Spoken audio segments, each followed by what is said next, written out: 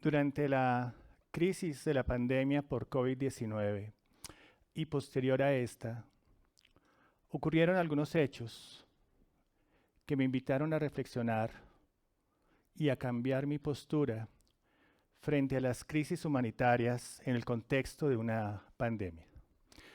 Quiero invitarlos a recorrer este camino de reflexiones y de cómo cambió mi perspectiva desde los aportes de la bioética. Quiero invitarlos también a un ejercicio de imaginación. Supongamos que en este momento, por fuera del auditorio, los medios de comunicación comienzan a propagar noticias.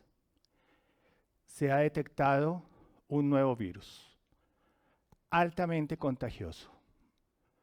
Comienzan a aparecer las primeras muertes. No hay vacuna, ni ninguna otra forma de prevención.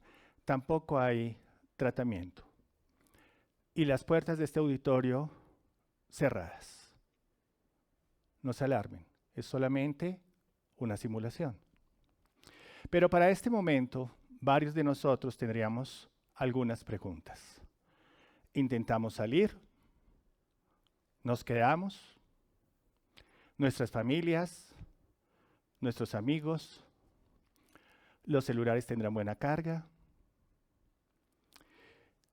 Nos hace recordar la pandemia por COVID-19 y reconocemos que en algún momento los recursos sanitarios serán escasos y se avecinan nuevas decisiones.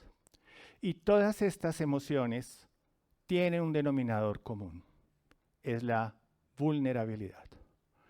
Todos experimentamos diversos grados de vulnerabilidad, unos más, otros menos.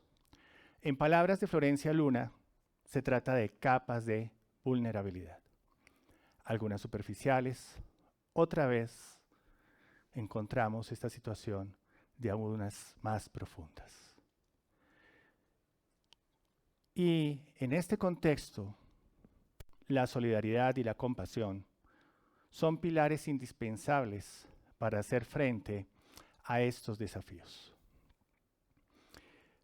Se generan muchas tensiones.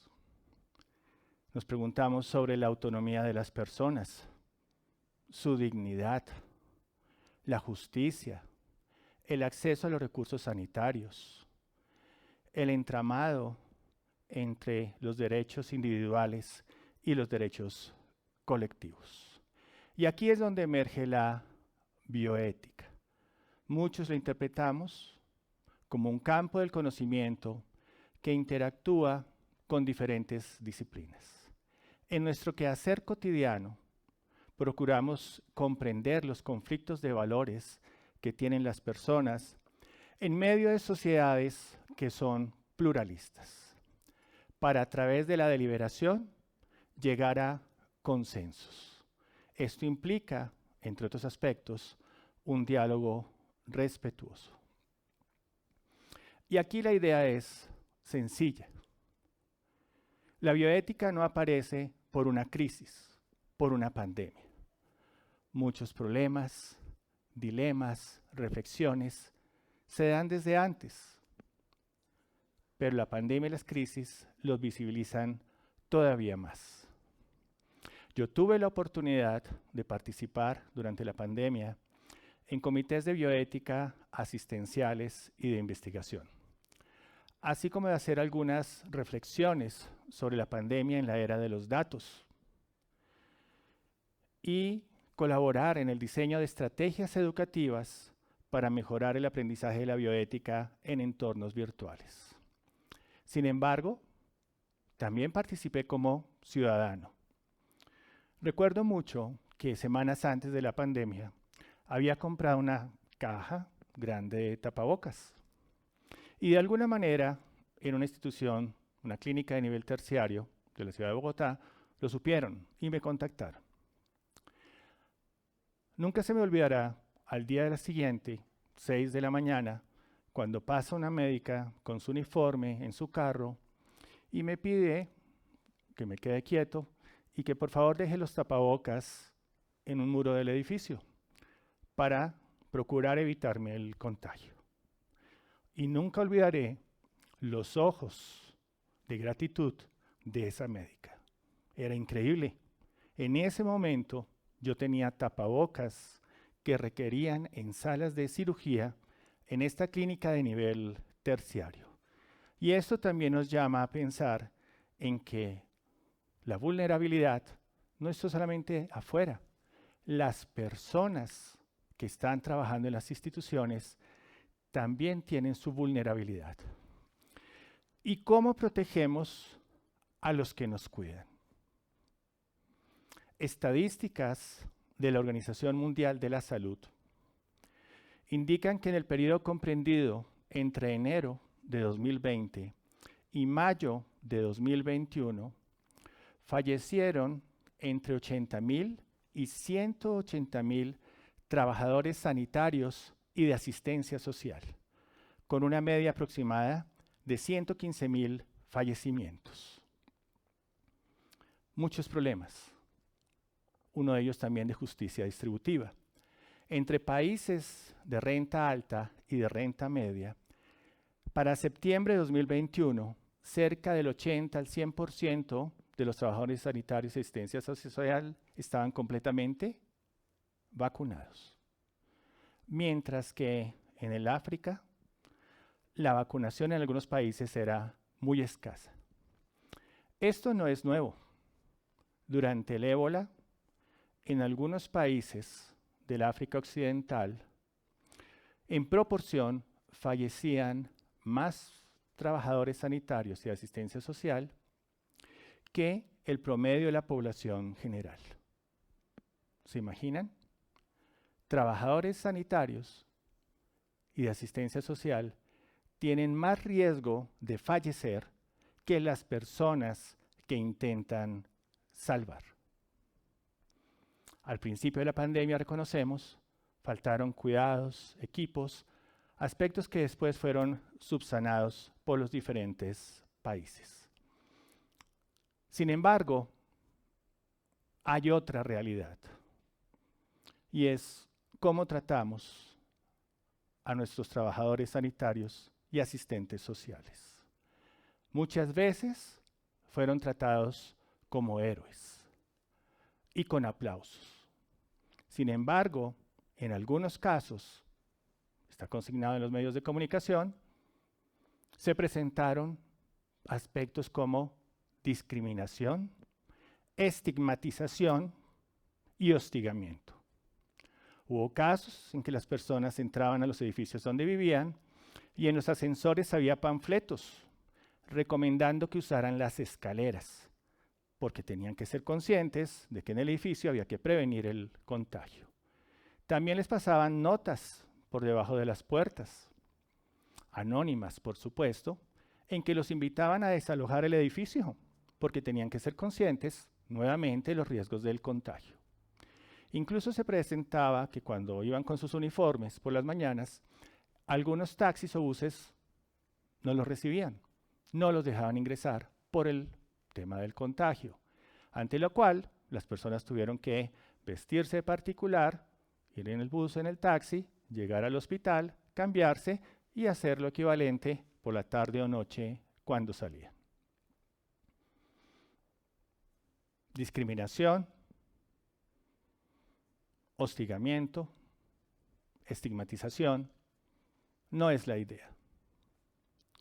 En el libro La peste de Albert Camus, en un diálogo entre el doctor Bernard Rieu y el joven periodista Raymond Rambert, el doctor le comenta que frente a la peste bubónica, la idea no es el heroísmo, sino es la honestidad. Y el joven periodista le pregunta, ¿y qué es la honestidad? Y el doctor le responde, en realidad, una definición general, en este momento no te la puedo dar, pero sí sé que en mi caso es cumplir con mi trabajo. Y es la única manera de enfrentar la peste bubónica. Hablemos de los fallecidos. Se suele considerar que el asunto termina cuando la persona fallece, pero no es así. Existen aspectos de cómo enterramos los cuerpos. Y hubo muchos problemas en este sentido en la pandemia. Cadáveres que no fueron bien tratados. Entierros muy rápidos. Fosas comunes. También cremación adelantada que se conoció no hubiese sido solicitada por algunos de los fallecidos o de sus familiares. Cuerpos extraviados. Cuerpos entregados a los familiares que no les correspondían. Comienza a surgir un concepto desde hace algunos años que se trata de la dignidad póstuma. Ahora, vivimos en la era de los datos y antes, durante y después de la pandemia encontramos un exceso de información, especialmente en las redes sociales. Este exceso de información se conoce como infodemia, la cual puede traer información verídica, pero también información falsa. Diferentes estadísticas indican que cerca del 80% de la información que circulaba sobre teorías, recursos, etcétera, etcétera, era falsa. Y esto genera muchos problemas. Hacer que las personas tomen compuestos que no tienen la suficiente evidencia científica. Alimentar teorías conspirativas. Y perjudicar la toma de decisiones. En este sentido, los invito y me invito a reflexionar sobre cada vez que reenviamos una información de salud en las redes sociales. La inteligencia artificial nos colaboró muchísimo.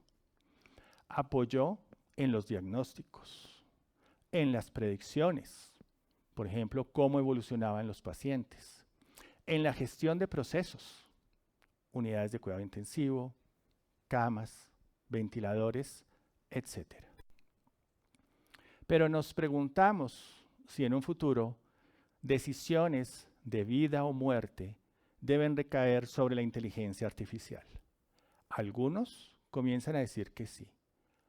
Personalmente considero que no. Pero esa deliberación hay que hacerla. También tuvimos a disposición robots en algunos sitios que permitían que entregasen los medicamentos y los alimentos a las personas y algunos tenían pantallas que les permitían comunicarse con sus familiares. Hubo aspectos a destacar durante la pandemia. Muchas organizaciones compartieron datos que usualmente se clasificaban como privados. Los comités de bioética, asistenciales y de investigación participaron activamente. Y aquí un llamado también a reflexionar. Estos comités trabajan con diferentes tipos de miembros, entre ellos los representantes de las comunidades. Los representantes de las comunidades no tienen que ser eruditos en estos temas de salud o en bioética. Son externos a las instituciones. Y muchas veces carecemos de esa figura.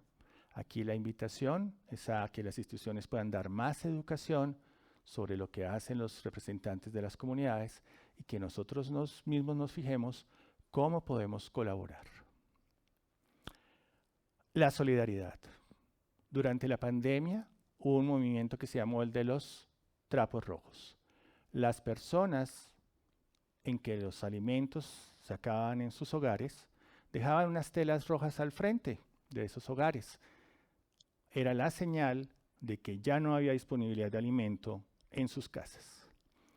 Y las personas, de forma absolutamente solidaria a sus vecinos, depositaban esos alimentos al frente de estos hogares.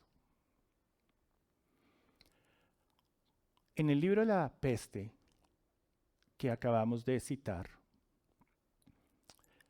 El doctor Ryu le explica al periodista Rambert que es muy fácil conocer una ciudad. Y le dice, una ciudad se conoce por la forma como se trabaja, por la forma como se ama y por la forma como mueren las personas. Muchas gracias.